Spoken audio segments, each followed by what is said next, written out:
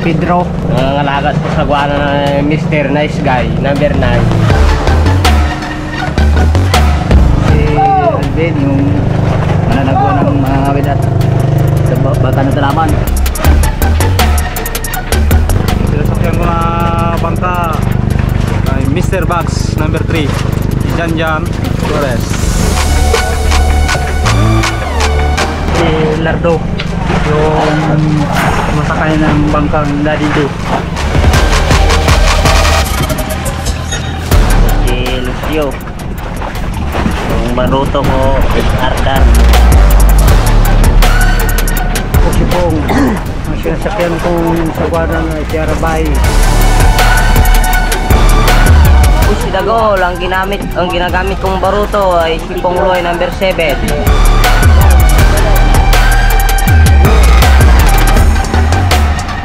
Si Luloy Radyo, ang sumasakay ng guwana na RB1.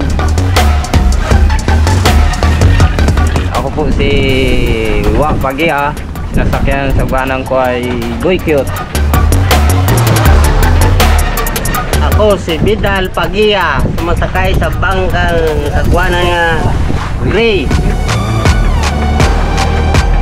Ako si Rode, yung sinasakyan ko na sa guwana na ay Naldong Putek, number 6. Pin Cabanig po ang aking pangalan. Ang sinasakyan kong sagwanan ay Senyor Arabas. Ako si Jimson Batoy alias yung sinasakyan ko magay kay Harabon.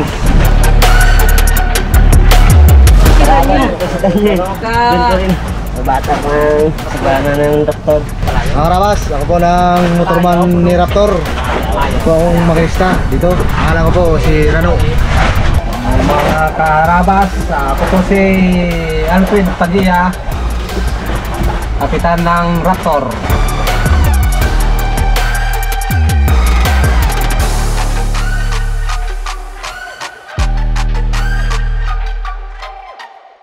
Ayun, magandang umaga po mga kaharabas. Ay ngayon po ay dito na po tayo sa ating tabi, kung saan po natin ibabara ng pangsamantala si Raptor at gagawin po kasi yung kanyang housing, yung ilisi po. At habang may gumagawa po dito ng makina, isasabay na rin po natin yung paggagawa ng karpintero, yung mga housing at ilisi po, papalitan po nila. Ibababa po natin yung mga baruto at medyo napakabigat po.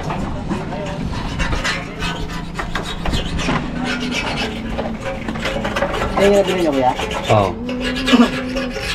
Ganda ko pala yun. Pabili ka lang ng kuhan. Ay, may nansag dito. Ano yan? Ayan.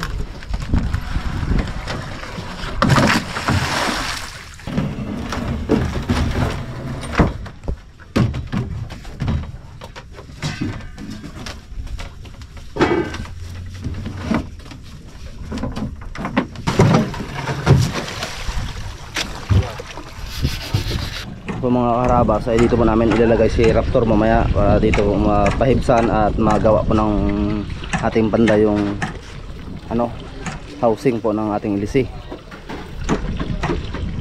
Dito po namin ilalagay. Ito yung mga baruto po, doon naman po namin ipaparada.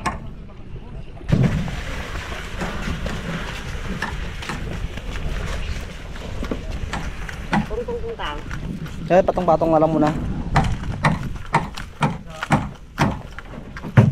Yan.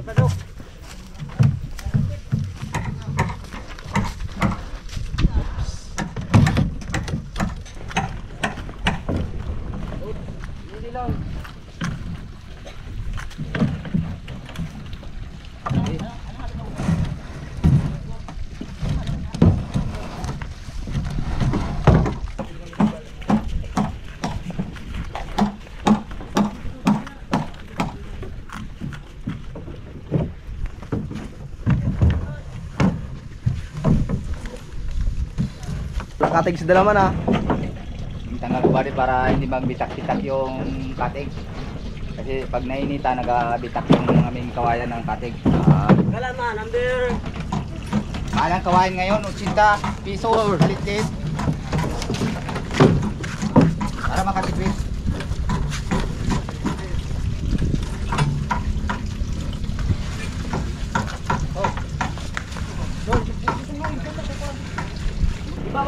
si Gray. Para kumahan-gahan. Ingatan niyo yan. Nakata natin anak ni Busing, si Gray. Saan natin na yung anak ni Busing? Yan. Set up muna sa mga Team Arabas. Team Raptor. Okay, Tito Bong. Shout out sa'yo. Bawa muna namin yung mga sagwanan para hindi mabigat kay Raptor. Mga bali. Kawawa naman yung mga robot ni Raptor. Masaktan din yan.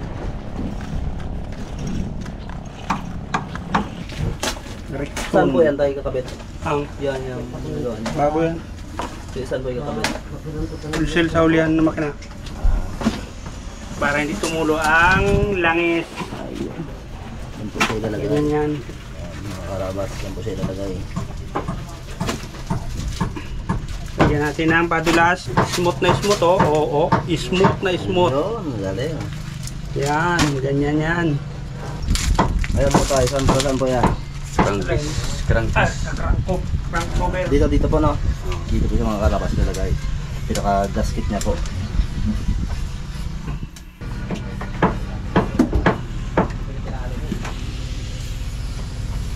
Dito yan. Lagyan pa ng dikit yan.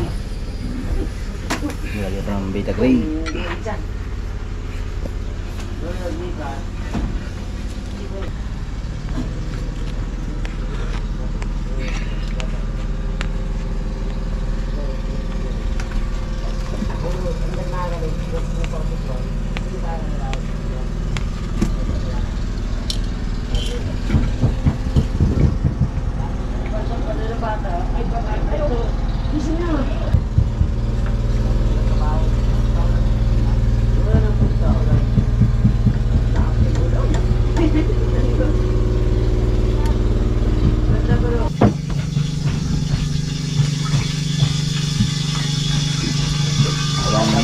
Dito mga karabas ay yung ating chief net ay nagluluto para may makain pa yung ating gumagawa.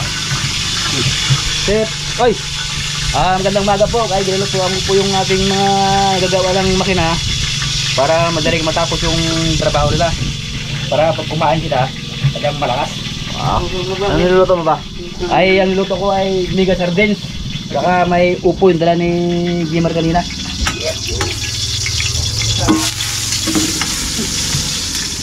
Ito mga karabas. Opo. Ay, absin yung aming pinilo naman eh.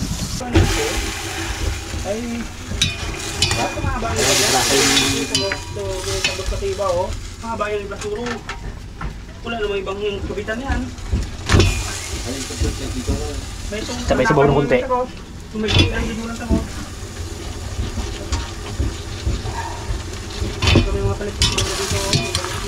Para maganda ang nasa ng upo, magsabay yung Dinner.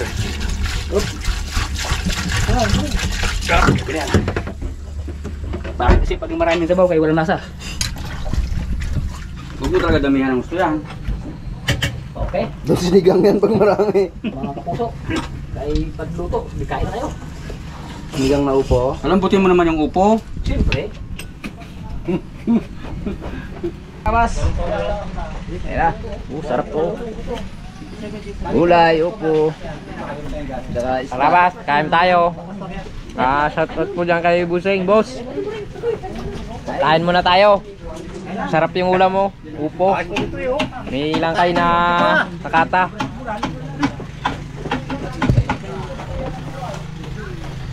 Ito ang ating mekaniko. Kain tayo mga karabas.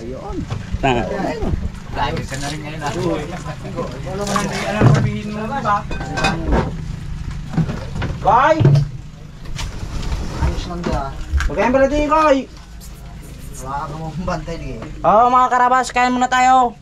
Yung umaga namin ay gulay na may sahog na kata. Kaya, ito lang muna. Mamaya na yung special na ulam. Karning-karni. Yung bili ni Boy Pitek para masigla yung mga panday. Oh, namayat na kunti. Kasi gulay. Ayos yan. Yun, baga. Yung ating karpintero po mga kaharabas. Sila po ang gumagawa ng ating housing sa LC. Gusto mo i-bakit. Meron itong makakuha ito. Kasi ko doon. Yan yung kasama na magtagsa nyo. Pre! Sino yung kapila? Pre! Pre! Ano lang? I-tas-tas lang. Dalawang pa yan. Yan po ang chief, carpenter natin mga kaharabas. Miguel Erickson. Master carpenter yan. Master carpenter. Kain muna tayo! Nilo, upo na ilupo. Nil, upo Nil. Ino? Dito po. Yan.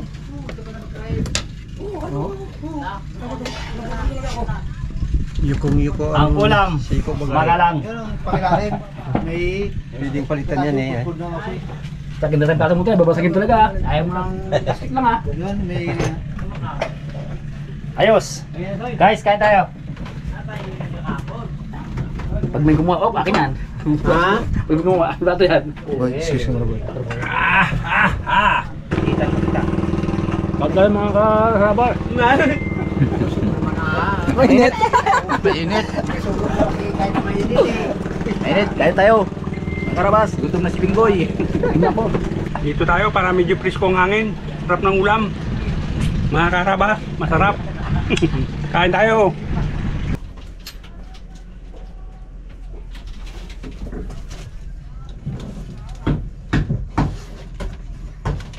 Salpak lang yan. Di ba to? Dati salpak lang ito, Bitrid yan. Bitrid yan. Ayun, magandang tanghali naman po mga kaharabas. Kararating lang po namin nagkuha ng ilis ni Raptor. Ito nga po sa isang makina namin. Hindi ko na po napitikan kanina ang pagkukuha dito lang po sa bangka. Yan po ang bagong ilis namin. Kakabit po namin sa isang makina. Nabalian po kami dun sa laot, noong unang laot po namin. Kaya nag-order po ulit si Busing. Po. Kaya po ang budiga namin ay pinaparipir po. So, may tulo na po kasi. Yan po ang ginagawa ng ating panday. Nung una po nila ito. Kasi yung sa housing po, baka bukas na po nila magawa. Kasi hindi pa po nakaakyat dito sa tabi ang ating Raptor. Nagluluto ng ating chip! Chip! Sabay ko yung isda para isang kulo lang. Gutom na talaga? Gutom na? Hindi naman. Ulo para sa pare.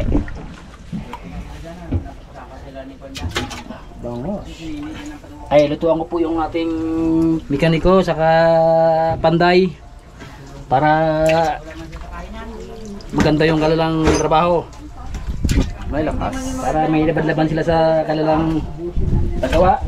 Ito ngayon ay bumili si ating karabas ng gimar ng ulam natin, bangos. Sinigang. Saan yung tabi itong ulam mo?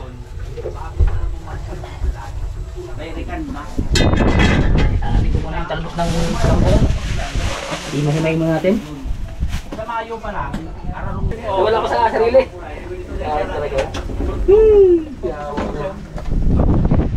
Kaya papakainin ko na yung mga ating mga panday sa mekaniko. Tuwagin na sila. Kasi yung ating mga tao natin dito na nagabantay ngayon sa bangka. Ito mamaya ang panday nila, Goy. Tayo na. Kain na mga karabas. Tayo'y magtanghalian na hanggat wala trabaho. Ay, trabaho na naman, hindi makatanghalian. Sarap yung bahaw. O mga karabas, kain muna tayo. Tapos lang namin maglinis ng budiga sa may lalim. Yung mga ano doon. Samad-samad. Yung mga may itim na ano, pinapitan ng dumi. Tapos yung crudo na tumagas sa langis doon pumunta, kaya linisan namin. Ngayon malinis na mga karabas. Kain muna bago tayo ulit magbalik sa ating trabaho. Linis agad. Mga hapon po mga kaharabas, ngayon po ay mamimili kami ng mga kagamitan ni Raptor sa budiga para magawa na po ng mga karpintero. Ang kasama ko pala ay si Pingoy. Ngayon po mga karabas, dito na po tayo sa pamilihan ng mga gamit ni Raptor sa ABC. Dito po tayo mamimili. Ayun po mga karabas, ay kinakarga na po yung aming pinamili.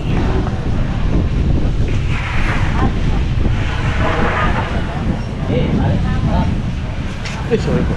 Sige, sige. Po ang mga gamit ang pinamili. Mga karabas ay nagdagdag po kami ng materialis ni Raptor. Medyo kinulang pa po.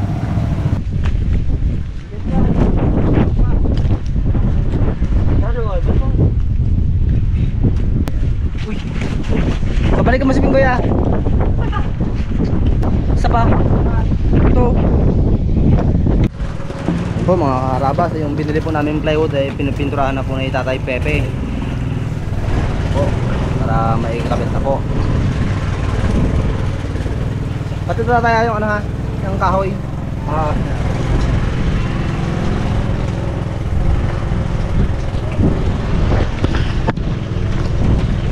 At kami naman po mga karabas ay pupunta naman po ulit kami sa bayan ni Bad Ipinggoy.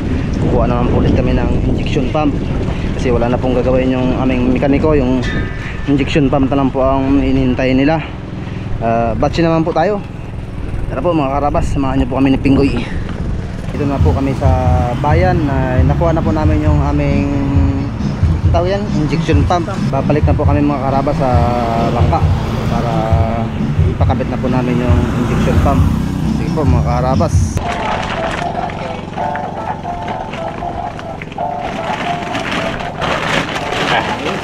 Yan po ang hinihintay ng aming mekaniko.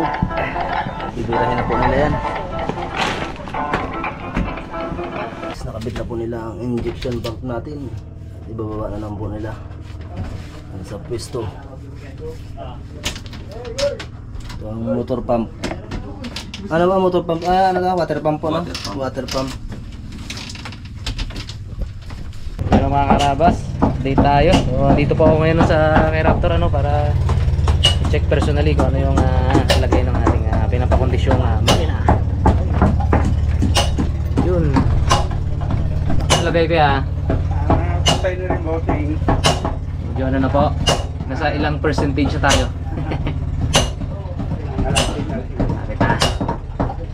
Baba ito mamaya. Maganda yan, kondisyon na yan po pag ano. Oo. Na maayos yung tulo nga sa baon para hindi na Kaya nga kaya. Buti nga dito nyo na tinito Hindi na binaba pa Mahirap yung baba. Ang bigat niyan. Wow, tao. Yung nakarampo kasi nung nasa layout sila medyo nagbabawas ng ng langis. Malakas kumain ng langis. Ito pinapakondisyon natin. Hirap na syempre, kailangan kondisyon yung natin bago biyahe natin ulit. Tsaka LC para dumating na, no? Hindi na boss. Tingin nga daw yung LC. Yung LC na nalaglag may kapalit na po. Galing pa tong Cavite, no? Cavite 22 ang size, tapos 1/2. Ha? 1 in 1/2. Ano medya? Ayan na yan. Kapal? Laban na yan. Kapal. Ang ganda ng pagkagawa, no? Uy, kapal! Kapal ho. Puno. Kapal, suabe. Kapal. Sulit yung presyo niya, no? Sulit na rin yung presyo niya. Ganda ng pagyari, Lisio. Ganda ng pagyari, laki. Ganda ng gusto. Tapos, dati kasi, makarabas yung nakakabit dyan na ihi ay uno lang. Uno. So dati niya LC. Uno. So parang pinilipit yung ihi. Siyempre, ano yun. Yung maliit yun para sa LC at para sa bangka na to. Kaya, bumigay, nalaglag. So ayan, may kapalit na siya. Bibilan na natin ng ihi din yan. Tapos kanina may incident dito. Ikwento rin natin. Siyempre, kung nakukwento natin yung mga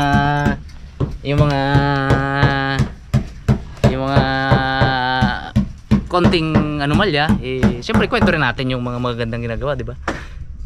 Kanina, merong palangoy-langoy na doon, na batang babae.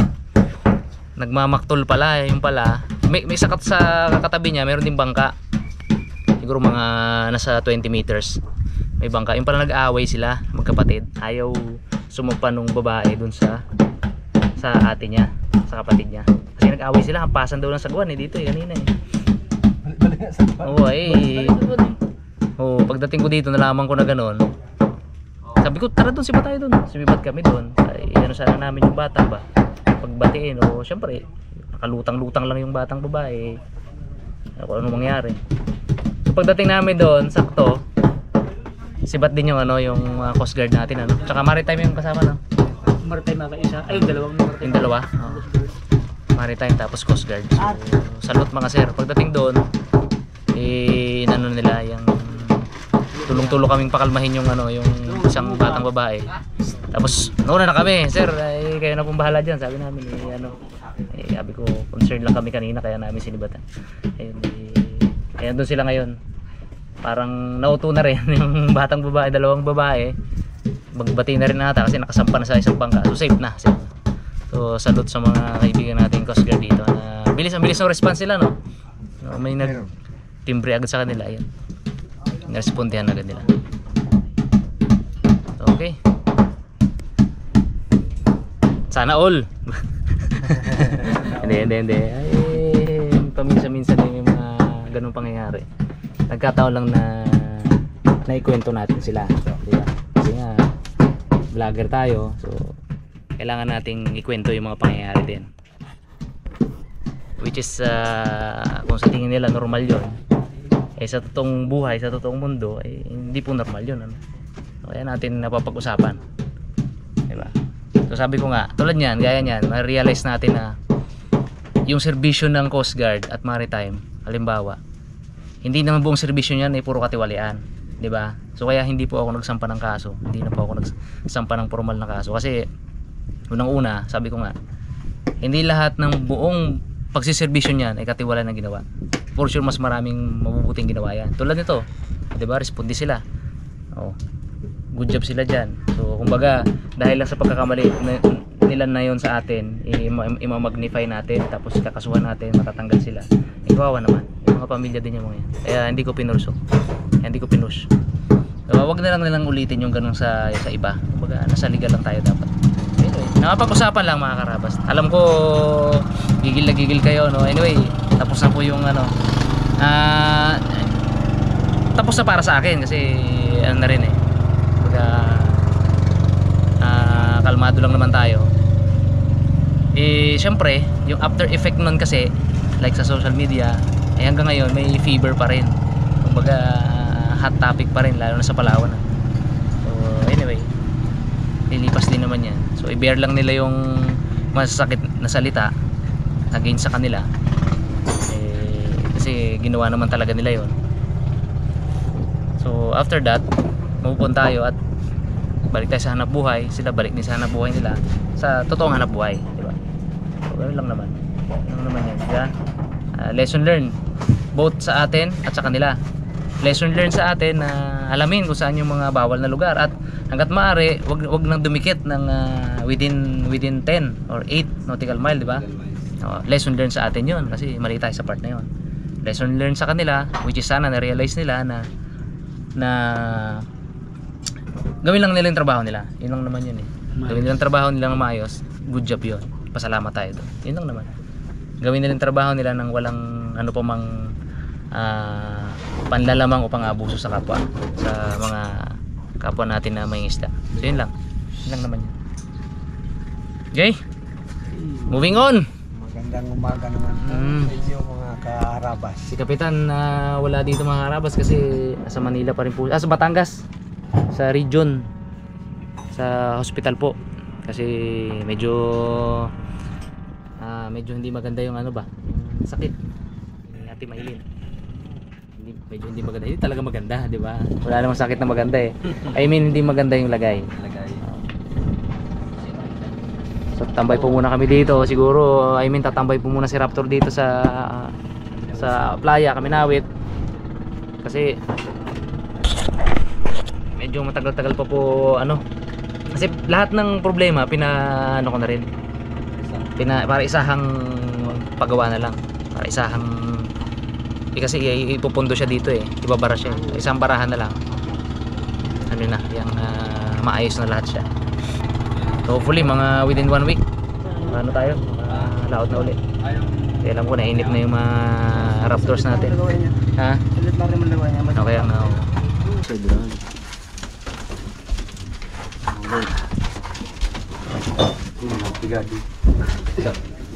Dawak, tanggalin mo na mga papak mo. Walang bibitaw. Angat yan, sa ulian. Angat sa ulian. Angat. Okay. Yan. Alalay ha. Oh, sa. Oo, pigil lang. Sige lang ha. Okay. Oh, sa. cross. Yan na. Ay. Okay. Sunod na gamot mo. Atras. Oh, lapit pa. Di pa? Sige. Gabante. Mahulog ka dyan ka? Tayo. Ang kawin baka mahulog. Gawang ba lang? Sige, angat lang ang puwento. Kaya malapit na. Pag bitaw yan, gumursan yan. Sige na. Ayun. Ay, angat. Yan. Ari ako.